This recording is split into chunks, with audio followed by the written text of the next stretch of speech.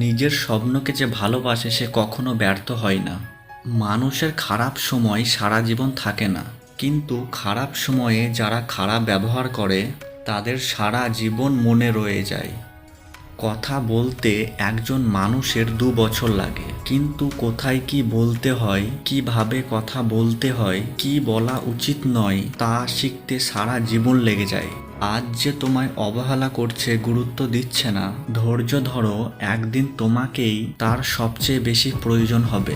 মাঝে মাঝে মনে হয় হাল ছেড়ে দিই, কিন্তু পরক্ষণেই মনে পড়ে আমি নিজেকে কথা দিয়েছি যে আমি প্রমাণ করে দেখাবো আমিও পারি।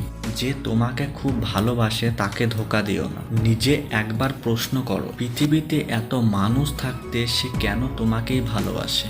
সবাই জিনিয়ার্স। আপনি যদি একটি মাছের গাছে ওঠার ক্ষমতা দিয়ে বিচার করেন তাহলে আপনি সত্যিকারের বোকা। জীবন একটি সাইকেল চালানোর মতো, আপনার ভারসাম্য বজায় রাখতে আপনাকে অবশ্যই চলতে হবে। সফল হওয়ার চেষ্টা করার বদলে দক্ষ হওয়ার চেষ্টা করো, সাফল্য এমনিই আসবে। সাফল্যের মূল মন্ত্র হলো যা আমরা ভয় পাই তার উপর নয়, বরং আমরা যা চাই তার উপর আমাদের চেতন মনকে কেন্দ্রভূত করা। যদি সুযোগ দরজায় না আসে তবে নিজেই সুযোগ সৃষ্টি করো।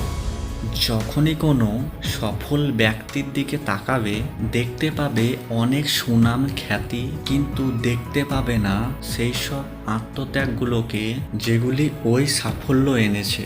মানুষের নিজের ভুলগুলোকে যে নামে ডাকে তা হলো অভিজ্ঞতা।